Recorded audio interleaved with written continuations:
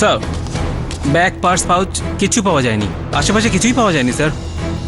দেখে মনে হচ্ছে ভদ্রমহিলা মিডল ক্লাসের। মুম্বাই আর নবী মুম্বাইয়ের সমস্ত থানায় চেক করো, কোনো মিসিং ডায়েরি আছে কিনা। স্যার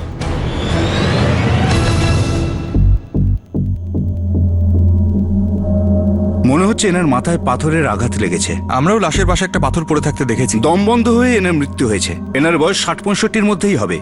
নিজেকে উনি বাঁচাতে পারেননি। মৃত্যুর সময় সন্ধে 6টা থেকে 8টার মধ্যে।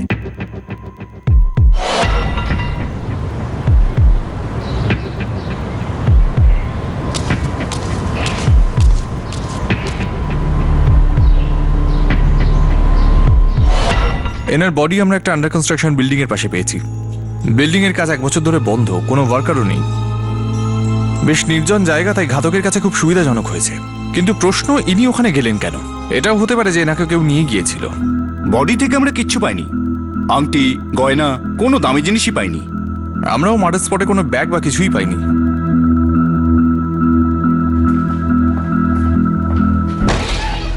স্যার মুম্বাই আর নবী মুম্বাই কোথাও এরকম মহিলার মিসিং ডায়েরি পাওয়া যায়নি। বয়স্ক মহিলা ছিলেন, হয়তো ওনার আপনজন কেউ নেই। আর যদি কেউ থেকেও থাকে তো হয়তো ওনার থাকা না থাকায় তাদের কিছু যায় আসে না। আশেপাশের এলাকায় পোস্টার লাগিয়ে দেখছি, কেউ যদি সামনে আসে। ঠিক আছে, দেখা যাক 2-1 দিন। যদি কোনো সূত্র না পাওয়া যায় তখন অন্য কিছু ভাববো। স্যার একজন 60-65 বছরের বয়স্ক মহিলাকে কোপার খ্যারনে এলাকায় মৃত অবস্থায় পাওয়া যায়। কেউ একজন ওনার লাশটা দেখে পুলিশকে ইনফর্ম করে। উনি খুন হয়েছিলেন সেটা স্পষ্ট ছিল, কিন্তু ওনাকে শনাক্ত করা যাচ্ছিল না। না মুম্বাইতে না নভি মুম্বাইতে কোনো মিসিং কমপ্লেনও জমা পড়েনি। এই বয়স্ক মহিলার অন্তিম সংস্কার কি একটা বেওয়ারিশ লাশ হিসাবে করা হবে, নাকি পুলিশ জানতে পারবে ওই মহিলার আসল পরিচয়?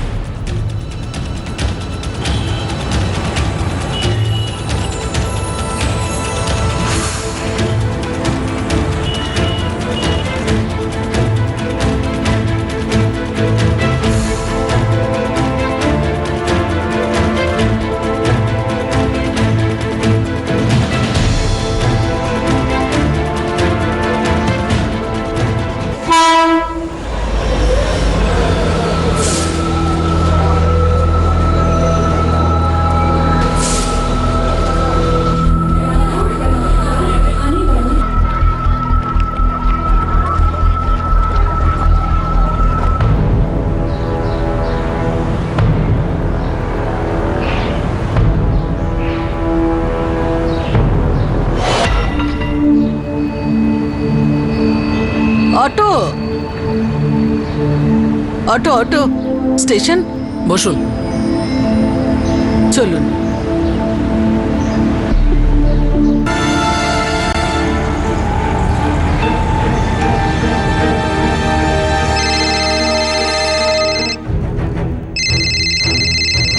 Hello, Kopar Khairane police station. Sir আমি কুর্লা স্টেশনের সামনে বৃদ্ধ মহিলার পোস্টার দেখলাম। আপনি জানেন ওকে?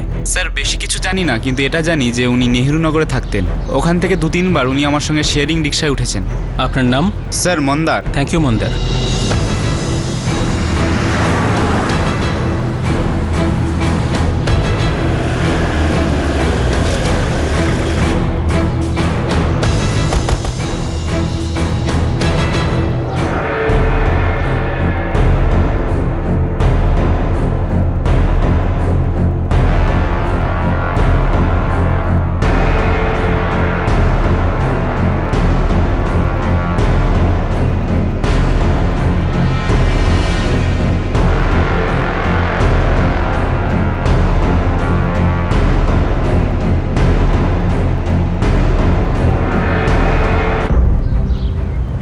স্যার এই কথা তো ঠিক যে এই মহিলা এখানেই থাকেন, অনেকবার এসেছেন, কিন্তু নাম ঠিকানা জানি না আমি। ওই 12/34-এ জিজ্ঞেস করুন, ও এলাকার সব খবর রাখে, ওই আপনাকে ঠিক বলে দিতে পারবে। এই 12/34টা কোথায়? এই 6টা বাড়ি ছেড়ে দিয়ে স্যার।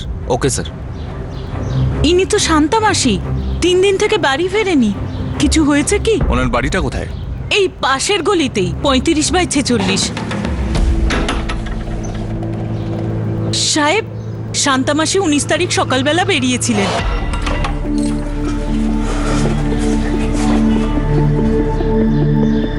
আরে শান্তা মাসি, কেমন আছো? আমি ভালো আছি। আচ্ছা, এমনিতে শান্তা মাসির সঙ্গে আমার রোজই কথা হয়। ওই দিন দেখতে পাইনি, তাই ঘরে এসে দেখলাম তালা দেওয়া। এনার বাড়িতে আর কে কে আছে? এমনিতে তো শান্তামাসি একাই থাকতো, কিন্তু হ্যাঁ ওনার মেয়েও থাকে পাশের গলিতেই, ওর স্বামী নবীন আর বাচ্চাদের সাথে। দ্বিতীয় দিন আমি মাসিকে দেখতে না পেয়ে ওনাদের গিয়ে বললাম, ওনারা বললেন পুলিশের রিপোর্ট লেখাবেন। কোথায় থাকেন? অবশেষে ওই বয়স্ক মহিলা শনাক্ত হলেন।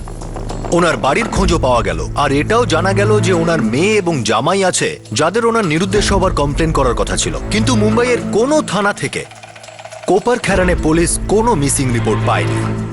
শান্তাবাইয়ের মিসিং কমপ্লেন কি আদৌ করা হয়েছিল?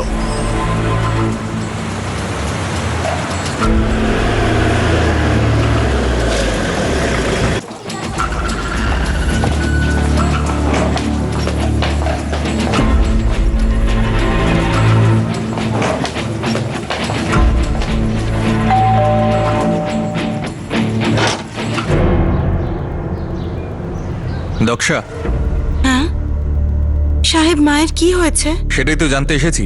আর যদি মায়ের কথা এতই ভাবেন তাহলে মিসিং কমপ্লেন করেননি কেন? করেছিলাম সাহেব, এখানে নেহেরুনগর পুলিশ স্টেশনে আমি আর আমার স্বামী দুজনেই গিয়েছিলাম। কিন্তু আমরা তো সমস্ত পুলিশ স্টেশনে ফটো পাঠিয়েছিলাম। আপনার স্বামী কোথায়? কাজে বেরিয়েছে সাহেব। ওনাকে বলবেন আজই কোপার খেরানে থানায় এসে দেখা করতে, আজই।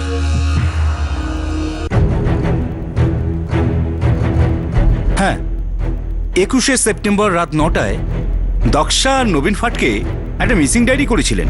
শান্তা ভাই রামটেককে, mother of Daksha ফাটকে, resident of 35/46, শিবাজি চৌল, নেহেরুনগর। কিন্তু আমরা এই ফটোটা পাঠিয়েছিলাম মিসিং কমপ্লেনের সাথে ক্রস চেক করার জন্য। ওরা কি কমপ্লেনের সাথে কোনো ফটো দেননি? ওনারা যে ফটো দিয়েছেন আর আপনি যে ফটো দেখাচ্ছেন এটা মোটেই মিলছে না। মানেটা কি? আপনি দেখুন।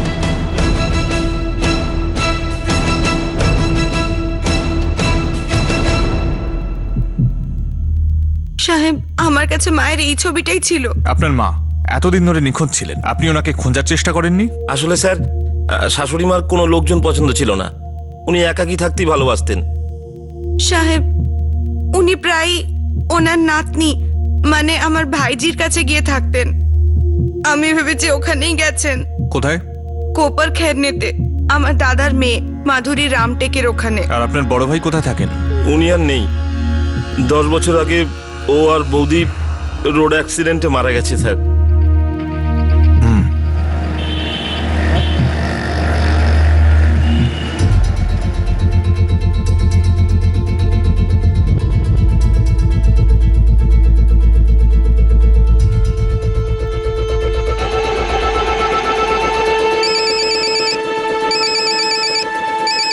শীতল, হ্যাঁ আমার ফোনটা একটু ধর না। হ্যাঁ, এক্সকিউজ মি। হ্যালো মাধুরী, পুলিশ স্টেশন থেকে ফোন।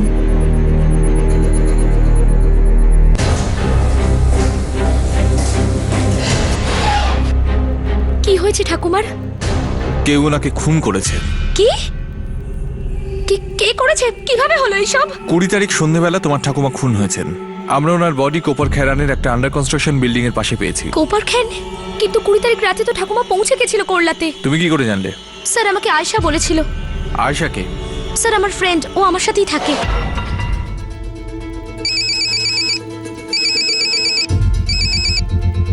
হ্যাঁ আয়শা। হ্যাঁ মাধুরী, আচ্ছা শোন, ঠাকুমার পয়সা ব্যাংকে জমা করে দিয়েছি, ওকে? আর ওনাকে থানে থেকে কুল্লার ট্রেনে বসিয়ে দিয়েছি। Thank you so much Ayesha. আরে থ্যাংক ইউ বলার কি আছে এতে? আচ্ছা শোন, আমি কয়েকদিন বাড়ি আসবো না, নাসিক যাচ্ছি।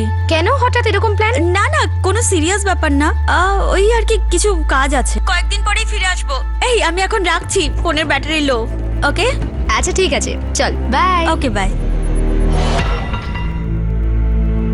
স্যার, আয়শা আমাকে বলেছিল যে ও ঠাকুমাকে বসিয়ে দিয়েছিল ট্রেনে করলা যাওয়ার জন্য। আয়শার নাম্বার আছে? হ্যাঁ স্যার আছে, 44456787।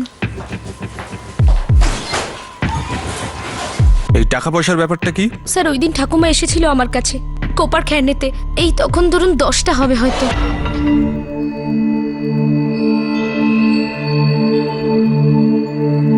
দেখ মাধুরী, আমি একলা কি করে যাব? 1.5 লাখ টাকা অনেক বড় ব্যাপার। মা, আমার না ভয় করছে। সরি ঠাকুমা, কিন্তু আজ না পসিবলই নয়। আজ 6 জন ক্লায়েন্ট আছেন আর আমি ওনাদের না বলতে পারবো না। যদি আমি আজকে ছুটি নিয়ে নিই না তাহলে সারা জীবনের মতো ছুটি হয়ে যাবে। একটা কাজ করতে পারি, আমরা না কালকে যেতে পারি, ঠিক আছে? কাল? হ্যাঁ। না বাবা না, আরে বিল্ডার বলেছে আজকে এসো আর টাকা নিয়ে যাও। দেখ মা, এদের কোনো ভরসা নেই, কালকে যদি না দেয় তখন। আয়শা, তোর আজ সন্ধেবেলা শিফট তাই না? হ্যাঁ, কেন? তুই না একটু ঠাকুমার সাথে আজ গোড়েগাঁও যেতে পারবি? অ্যাকচুয়ালি ঠাকুমার না ওই বিল্ডারের থেকে টাকা নেবার ছিল, ওই যে ঠাকুমার বাড়িটা কিনেছিল। হ্যাঁ, ঠিক আছে, কোনো ব্যাপার না, আমি চলে যাব। Okay. ঠিক আছে ঠাকুমা। তোমার ঠাকুমা তোমার বাড়ি এসেছিলেন তোমাকে ওনার সঙ্গে নিয়ে যেতে, কিন্তু তোমার জায়গায় তোমার বন্ধু আয়েশা ওনার সঙ্গে যায়। তারপর আয়েশা সন্ধেবেলা তোমাকে ফোন করে বলে যে ও তোমার ঠাকুমাকে কুর্লা ট্রেনে তুলে দিয়েছে, কিন্তু উনি বাড়ি পৌঁছননি। আমি এটা বুঝতে পারছি না, যদি তোমার ঠাকুমার সঙ্গে করে কাউকে নিয়ে যাওয়ারই ছিল তাহলে একদম বাড়ির কাছ থেকে নিজের মেয়েকে নিয়ে গেলেন না কেন? আমাদের সম্পর্ক ভালো ছিল না, আমাদের মধ্যে তো কথাবার্তাও বন্ধ ছিল। কেন? বেশ ভালো ছিল না। নিজের মায়ের সঙ্গে? স্যার, আমার মা বাবা মারা যাওয়ার পর ঠাকুমা আর আমি খুব কাছাকাছি চলে এসেছিলাম, আর পিসির এটা মনে হতো যে ঠাকুমা বোধহয় ওনার সন্তানদের থেকে আমাকে বেশি ভালোবাসে। ব্যাস এটাই ঠাকুমা আর আমার পিসির মধ্যে মেন প্রবলেম ছিল। স্যার আয়েশার ফোন তো সুইচ অফ। তোমার ঠাকুমার অ্যাকাউন্টটা কোন ব্যাংকে? Sir, new peoples bank. আর আয়েশা নাসিকে কোথায় গেছে? স্যার, ওর কাজিন ওখানে থাকে, হয়তো ওখানেই গেছে ও। ওর কাজিনের নাম্বার আছে তোমার কাছে?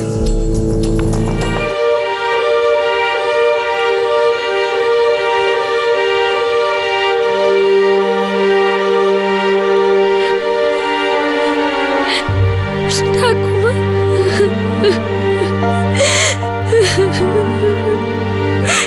ঠাকুমা, ঠাকুমা।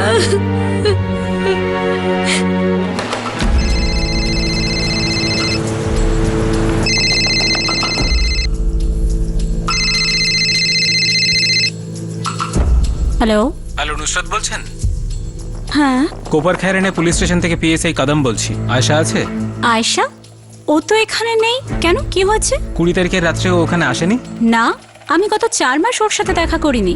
কিন্তু কি হয়েছে? ওর মা বাবা কোথায় থাকেন? ওনারা তো ব্যাঙ্গালোরে থাকেন। কিন্তু কি হয়েছে স্যার? যদি আয়েশার সাথে কথা হয় তাহলে বলবেন ও যেন জলদি কোপার খায়রানে পুলিশ স্টেশনে দেখা করে। ঠিক আছে, কিন্তু না, আমরা ওনার বডিতে কিচ্ছু পাইনি। না স্যার, ঠাকুমার সোনার চুড়ি, চেন আর দুল সবসময় পরে থাকতো।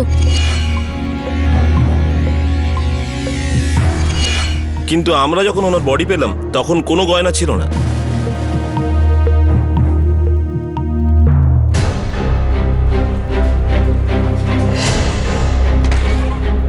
স্যার আয়েশার কোনো সন্ধান পাওয়া যাচ্ছে না। ওর মোবাইল 20 তারিখের রাত্রি থেকেই বন্ধ আছে। লাস্ট কল মাধুরীকেই করেছিল, কিন্তু নাসিক তো ও যায়নি। ওর পেরেন্টস তো বেঙ্গালুরুতে থাকে। হ্যাঁ স্যার, আয়েশার ডিভোর্স হয়েছিল। ওর বিয়ে ওর মা বাবার অনুমতি ছাড়াই হয়েছিল, আর সেই জন্যই ওর সঙ্গে ওর মা বাবা সম্পর্ক ছেড়ে দেন। 5 বছর আগে ও মুম্বাইতে আসে আর বিপিওতে কাজ করতে শুরু করে। সেখানেই ওদের বন্ধুত্ব হয়, আর তারপরে ওরা কোপার খায়রানেতে ফ্ল্যাট নিয়ে থাকতে শুরু করে দেয়। আর স্যার আয়েশার মা বাবাও জানে না ও কোথায় আছে। ও উধাও কোথায় হয়ে গেল? স্যার শান্তা দেবীর অ্যাকাউন্টে কোনো টাকাই নেই, আর মাধুরীর বক্তব্য হলো ঠাকুমা সবসময় জুয়েলারি পরে থাকতেন, কিন্তু আমরা শরীরে তো কোনো গয়নাই পাইনি। এর মধ্যে কিছু একটা গন্ডগোল আছে। হতে পারে এই সমস্ত কিছু আয়েশাই করেছে। ওই শান্তাবাইকে মেরেছে আর টাকা পয়সা গয়নাগাটি নিয়ে পালিয়ে গেছে। আবার এটাও হতে পারে যে শান্তাবাইয়ের বাড়ির লোকজনই এই সমস্ত কিছু ঘটিয়েছে, আর আয়েশাকেও গায়েব করেছে যাতে তাকে কেউ সন্দেহ না করে। একটা কাজ করো, দক্ষা, মাধুরী আর নবীন, এই 3 জনের কল রেকর্ডস বার করো। ঠিক আছে স্যার।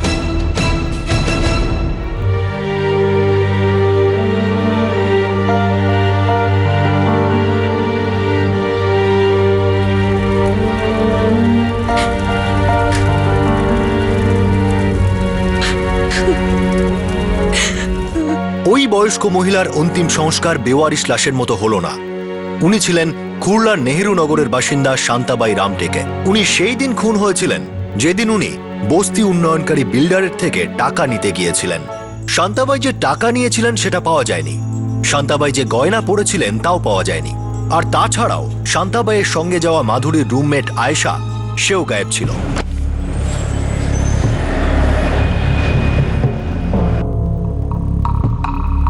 হ্যাঁ, শান্তা ভাই এখানে 20শে সেপ্টেম্বর এসেছিলেন। এই মেয়েটাও কি এসেছিল ওনার সঙ্গে? হ্যাঁ, ইনিও সঙ্গে ছিলেন।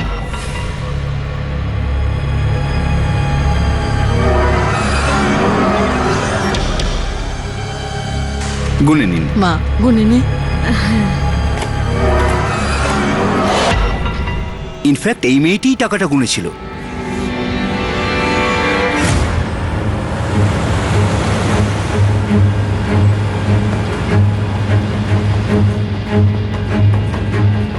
স্যার আয়েশা 21 সেপ্টেম্বর থেকে কাজে আসছে না। কেউ আছে কি যে ওর সম্পর্কে কিছু বলতে পারবে? ওর কোনো কাছের বন্ধু? আয়েশার সাথে এখানে সকলের বন্ধুত্ব, 1 বছর ধরে এখানে কাজ করছে। খুব প্রাণখোলা আর আধুনিক মেয়ে, আর খুব শৌখিন। মানে? এই যেমন ড্রিঙ্কিং আর স্মোকিং করা, প্রচুর খরচাও করতো। কয়েকদিন ধরে রিপোর্ট দিচ্ছিল না, তাই জিজ্ঞাসা করেছিলাম, কিন্তু ওর ব্যাপারে কেউই কিছু বলতে পারেনি। আপনি এখন যে নম্বরে ফোন করেছেন সেটি এখন বন্ধ আছে। আপনি এখন যে নম্বরে ফোন করেছেন সেটি এখন বন্ধ আছে।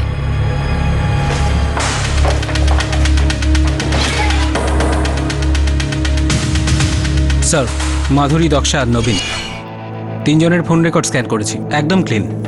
আর এই আয়েশার ব্যাপারে কোনো খবরই পাওয়া গেল না। কদম, ব্যাপারটা এরকম নয় তো যে আমাদের নজরটা ঘুরিয়ে দিতে আসার গল্পটা বলা হয়েছে? এরকম ভাবে কেউ একজন উধাও কি করে হতে পারে? স্যার, খোঁজরদের জুয়েলারির খোঁজে লাগিয়েছি। জুয়েলারি চুরি হয়েছে, কোথাও না কোথাও বিক্রি তো করবেই।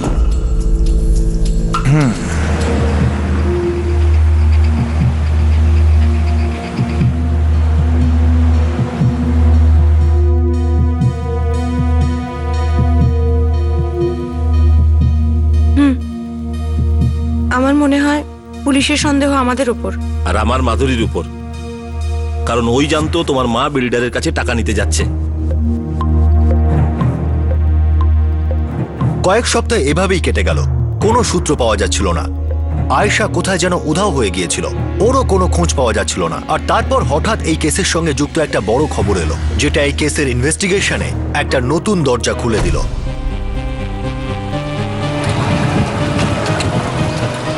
স্যার, বেলাপুরে একটা জুয়েলারির দোকান আছে। তারপর বল।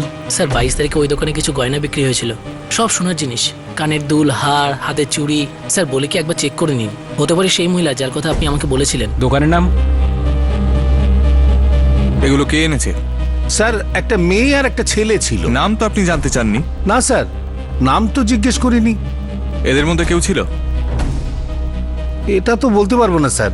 মেয়েটা বোরখা পরা ছিল। আমার কাছে সিসিটিভির ফুটেজ আছে। দেখান। হ্যাঁ স্যার, এগুলো আমার ঠাকুরবাড়ি জুয়েলারি। তোমার ঠাকুমার মৃত্যুর 2 দিন পর 22শে সেপ্টেম্বর বেচা হয়েছে। না স্যার, আমার মনে হয় না আয়েশা এরকম করেছে। স্যার, 1 বছরেরও বেশি হয়ে গেছে, আর আমরা খুব ভালো বন্ধু, আর ও ঠাকুমার সাথে খুব অ্যাটাচড ছিল।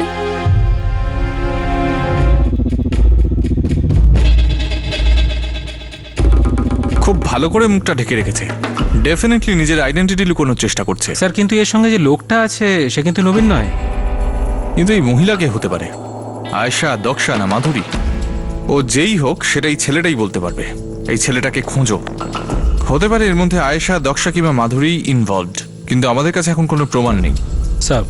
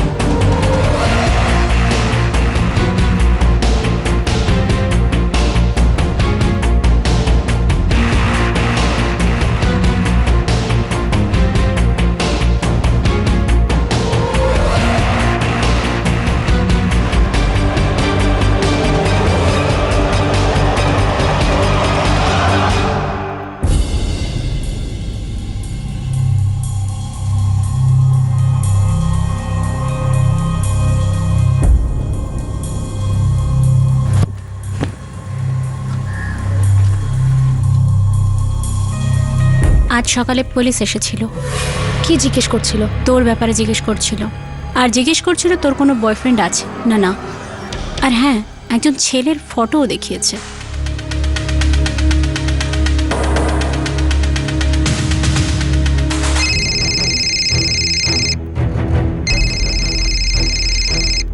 হ্যাঁ কাদের বল। হ্যাঁ স্যার, খবর পেয়ে গেছে ওই ছেলেটার। স্যার ছেলেটার নাম দীপেশ জুয়েকার, 3 সপ্তাহ বাড়ি থেকে নিখোঁজ। স্যার খবর পেয়েছি ও বেলাপুরে থাকে। আরও শুনেছি যে ও মাথেরানে লুকিয়ে আছে। আর আয়েশা? স্যার ওর খবর এখনো পাইনি, তবে দীপেশের কোনো একটা মেয়ের সাথে চক্কর ছিল।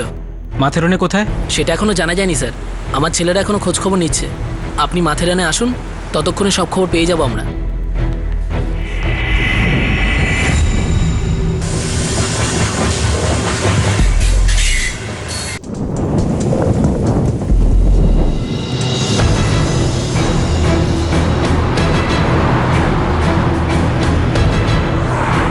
স্যার, হংসরাজ কটেজে লুকিয়ে বসে আছে।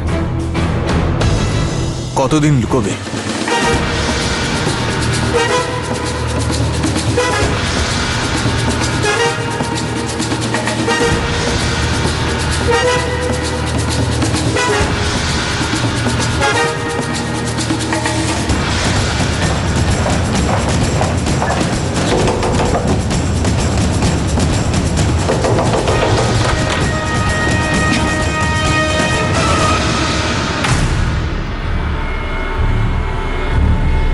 কে দীপেশ?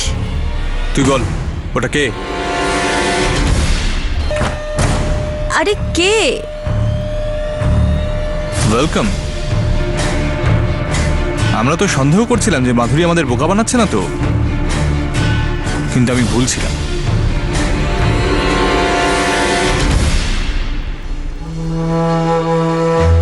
স্যার এই মার্ডারের সঙ্গে আমার কোনো সম্পর্ক নেই। আমি শুধু আয়েশাকে গয়না বেচার জন্য সাহায্য করেছিলাম। আচ্ছা, আর তুই এটাও জানতে চাসনি এই জুয়েলারি এলো কোত্থেকে? স্যার আমি জিজ্ঞেস করেছিলাম, আর তখনই আমি এই সব কিছু জানতে পারলাম।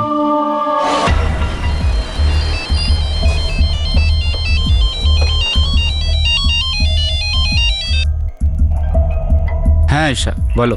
দীপেশ, দেখা করব আর্জেন্টলি। কেন, কি হয়েছে? তুমি ভাসি স্টেশনের কাছে আসো, তারপর সব বলছি। ঠিক আছে, যাচ্ছি।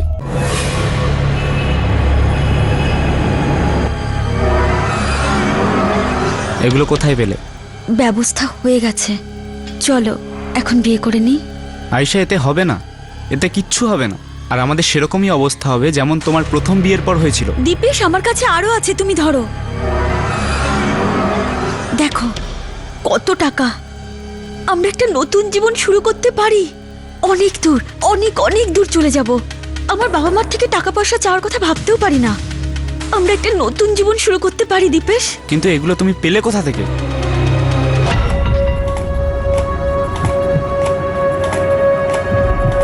পুরো 1.5 লাখ টাকা আছে ঠাকুমা।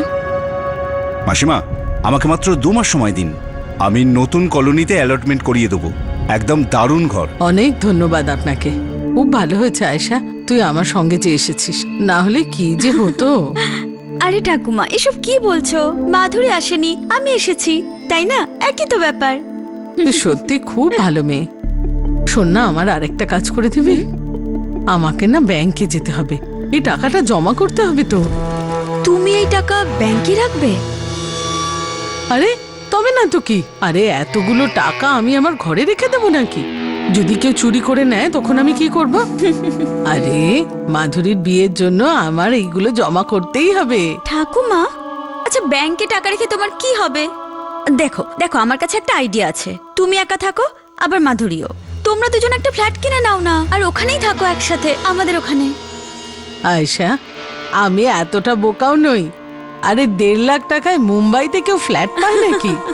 ঠাকুমা, পাবে পাবে, কিন্তু হ্যাঁ অনেকটা দূরে পাবে। একটা ফ্ল্যাট আমি মাধুরীকেও দেখিয়েছিলাম, ওর ভালোও লেগেছিল। সত্যি বলছি ঠাকুমা, তুমি একবার দেখে নাও, তোমার খুব ভালো লাগবে। ঠিক আছে মা, পরে একদিন দেখবো। পরে না, আজকেই দেখে নাও। দেখো, শুভ কাজে কিন্তু দেরি করতে নেই। টাকা তোমার হাতে আছে, তাহলে ফ্ল্যাটটা কিনে নাও। আজকে তুমি আমাদের সাথে থেকে যাও, কালকে আমি তোমাকে কুইলার ট্রেনে উঠিয়ে দেবো। তা তুমি ওই বুড়িকে শেষ করে ফেললে, নিজের বন্ধুর ঠাকুমাকে মেরে ফেললে। ইমোশনাল হয়েও না উদ্ধ, এটা ভাবো যে যে জীবনের স্বপ্ন আমরা দেখেছিলাম ওটা আমরা এখন শুরু করতে পারি। ঠাকুমা তো আমাকে আর মাধুরীকে একই ভাবতো। মাধুরীর না হোক, আমার জীবন তো শুরু হতে পারে, বলো? ঠিক আছে, আমি গয়নাগুলো বেচার চেষ্টা করছি। স্যার সত্যি বলছি, আমার এই মার্ডারে কোনো হাত নেই। আমি শুধু আয়েশার গয়না বেচার জন্য সাহায্য করেছিলাম। আচ্ছা, তুই সবকিছু জানার পরেও ওকে সাহায্য করছিলি, ওর সঙ্গে একটা নতুন জীবন শুরু করতে যাচ্ছিলি। আর তুমি, ওই ভদ্রমহিলা তোমাকে বিশ্বাস করেছিলেন, তোমার বন্ধু মাধুরীও তোমাকে বিশ্বাস করেছিল। বিশ্বাস তো আমিও কাউকে করেছিলাম, বিয়েও করেছিলাম, কিন্তু ওর শুধু আমার বাবা মার পয়সার উপরেই লোভ ছিল। রোজ মারতো আমাকে, ঘর থেকে বেরও করে দিয়েছিল যখন আমার মা বাবার কাছ থেকে পয়সা পেত না। আমার মা বাবাও আমার সাথে সম্পর্ক রাখেনি, এই জন্য যে আমি ওদের মতের বিরুদ্ধে গিয়ে বিয়ে করেছিলাম। আপনিই বলুন, ওই বিশ্বাসের কি হলো যা আমি ওদের ওপর করেছিলাম? কিন্তু তোমার সঙ্গে যাই হয়ে থাক, তাতে ওই বয়স্ক মহিলার কি দোষ ছিল? তোমার বন্ধু মাধুরীর দোষটা কি ছিল?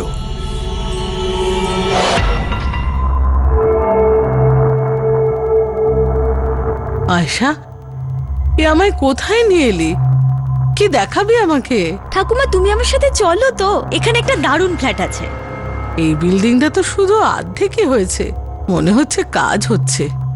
দেখ মা, এখানে হয় 1.5 লাখ টাকায় কে দেবে ফ্ল্যাট? ঠাকুমা, তোমার আমার উপর বিশ্বাস আছে তো? আছে মা। তাহলে চলো না, চলো।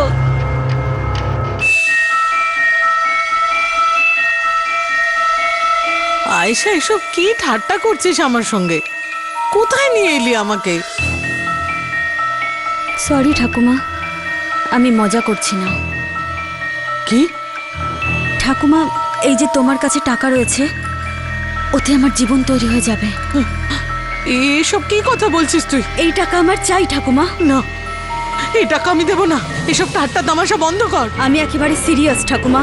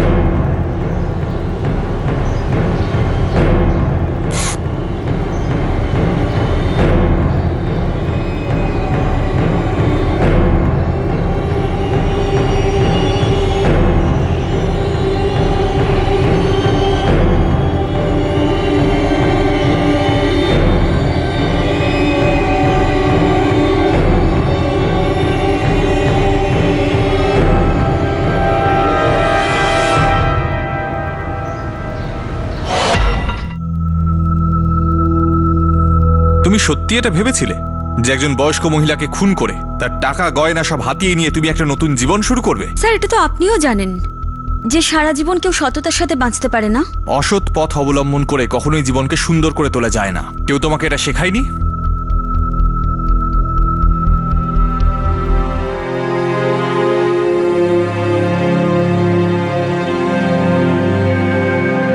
আয়েশা, তুই এটা কেন করলি? তুই তো আমার কাছে আমার বড় বোনের মতো। আয়েশা, তুই সব কিছু জানতিস। আমি 10 বছরের ছিলাম আয়েশা, যখন থেকে ঠাকুমা আমায় মানুষ করেছে। আয়েশা, আমার মা বাবা আমার কাছে নেই। ঠাকুমা শুধু আমার জন্যই বেঁচে ছিল। আর ঠাকুমা তো তোকেও নিজের সন্তানের মতোই দেখতেন। এরকম তুই কেন করলি আয়েশা?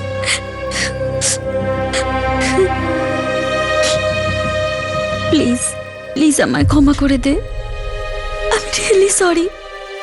আমি বুঝতেই পারিনি যে আমি কি করব। আমি শুধু একটা নতুন জীবন চেয়েছিলাম। সবার কাছে ধার করতে করতে আমার মা বাবার কাছে পর্যন্ত, যারা যারা আমার সমস্যাটা বুঝতেই চায়নি। আমি শুধু একটা বেটার লাইফ চেয়েছিলাম রে, বেশি কিছু তো চাইনি বল। ওটারই কোনো রাস্তা পাচ্ছিলাম না খুঁজে। আয়েশার বিরুদ্ধে আইপিসির 302 ধারা অনুযায়ী চার্জ আনা হয়েছে, আর আয়েশার বয়ফ্রেন্ডের বিরুদ্ধে আইপিসির 204 ধারা অনুযায়ী প্রমাণ লোপাটের অভিযোগ আছে। সে এখন জামিন পেয়েছে। মাধুরী তো প্রায় ভেঙে পড়েছিল। ঠাকুমাই ওর কাছে সবকিছু ছিল। ও তো সেই দিনের জন্য অপেক্ষা করছিল যেদিন ও এত টাকা রোজগার করবে যে নিজের ঠাকুমাকে ভালো রাখতে পারবে। আয়েশার বাবা মা ওকে তাদের ইচ্ছার বিরুদ্ধে এমন একজনকে বিয়ে করার জন্য কোনোদিনও ক্ষমা করেননি যে লোকটা আয়েশাকে অনেক কষ্ট আর যন্ত্রণা দিয়েছিল, অবশেষে আয়েশাকে তাকেও ছাড়তে হলো। ও চাকরি পেয়েছিল, কিন্তু যে ধরনের ভালো জীবনও কাটাতে চাইতো তার জন্য ওর রোজগার সবসময় কম ছিল। ওর একটা ছেলের সঙ্গে প্রেম হয়, কিন্তু সেও ওর এই চিন্তাটাকেই পোক্ত করেছিল যে একটা ভালো জীবন পেতে গেলে অনেক কিছু দরকার হয়।